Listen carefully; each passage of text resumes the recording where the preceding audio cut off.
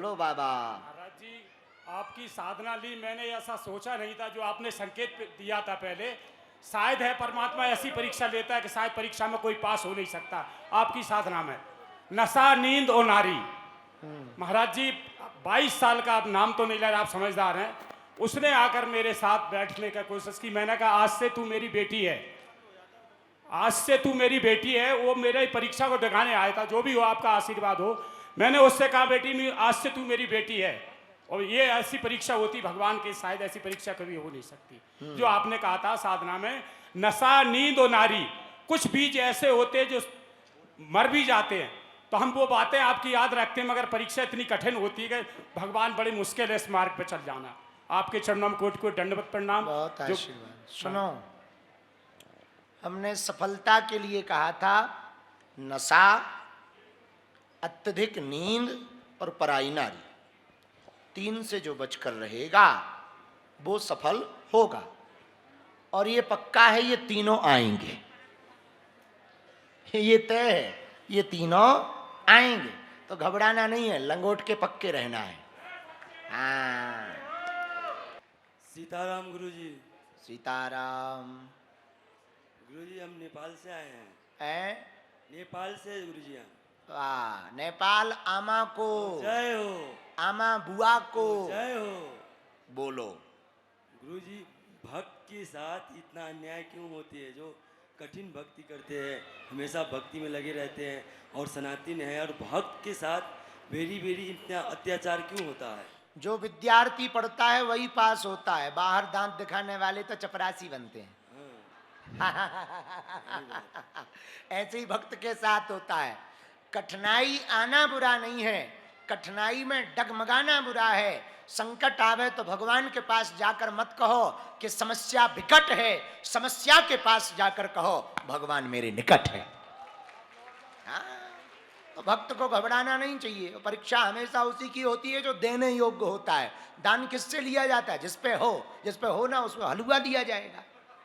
हाँ, इसलिए भक्त को घबराना नहीं चाहिए। आने दो विपत्तियों को। तुम्हारे पास संकट आए तो घबराना मत, बागेश्वर धाम आ जाना, हमारे पास संकट मोचन है। हाँ? भैया बोलो जी। गुरुजी सीताराम। सीताराम गुरुजी सीताराम दंडवत। एक जने बोलो। गुरुजी सीताराम दंडवत। सीताराम। गुरुजी, आपकी कृपा से, आपकी दया से आज तक ये शरीर आधा सेंचुरी कथा आपकी सुन ली है, और नर्मदा मैया का परिक्रमा आपकी कृपा से भी हुई है। और इससे आज इस स्थल पे बैठ के एक भावना आ रही है, वो भेद जो खुलने जा रहा हूँ सारे विश्ववासी के लिए और हमारे, खासकर हमारे भारतवर्ष के लिए। गुरुजी, आपके पीछे जो विष्णु भगवान बैठे हैं, उनके हाथ में 4 चिन्ह हैं, 4 भुजाएं, और चारों भुजा में 4 चिन्ह हैं। गुरुजी, आप 3 दिन हो गया कथा कह रहे हैं, आपकी कथा में 3 दिन हो गया राजनीति की ओर आ रहा है। और ये जो पीछे बैठे हैं उनके हाथ में भी 4 भुजाएं हैं, और चारों भुजा में 4 चिन्ह है।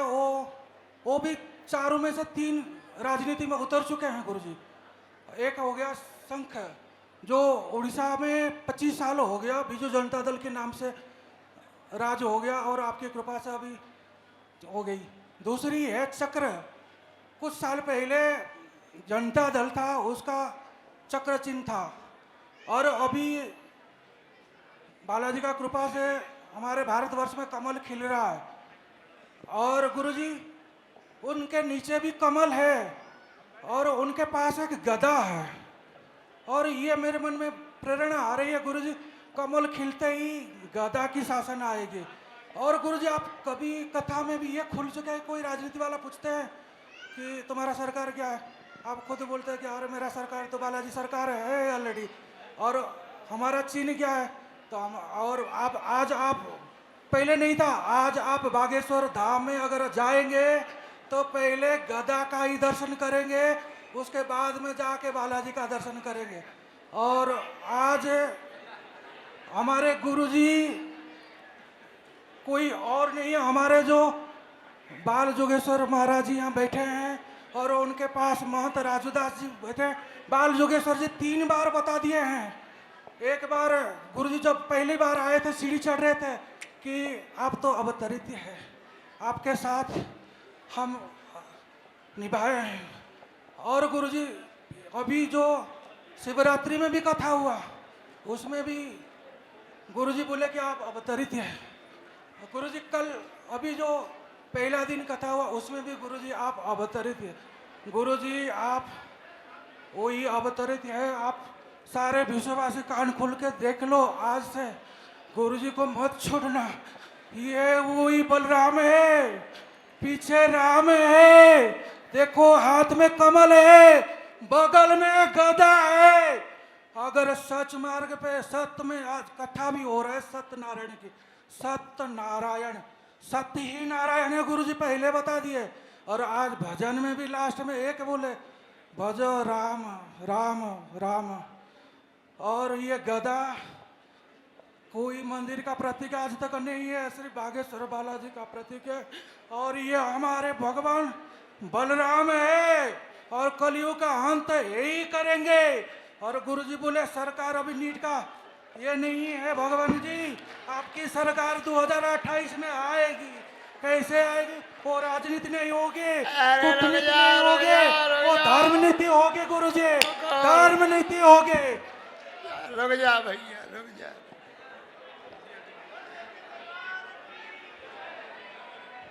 तुम हमको चेला आज ही निपटवा दो, तोप में बंधवा दो तुम हमको। काय मारे ले रहे, का बिगाड़ो हमने। हम जैसे हैं वैसे ही अच्छे हैं, ना हमें कलयुग का अंत करना, ना हमें गदा लेना। तुम कहो तो हम जे और छोड़ दे, हमको झंझट में नहीं पड़ना। साधु आदमी, महात्मा आदमी, नेताओं को नेतागिरी भाती है, साधु को भजन भाता है। सबकी अपनी अपनी मस्ती है, उसको कहते हैं ब्रेन की फैंटेसी, माइंड की फैंटेसी। सबकी अपनी अपनी फैंटेसी है। नेताओं को राजनीति में ही मजा आता, भक्त को भजन में मजा आता, साधु को सुधारने में मजा आता है।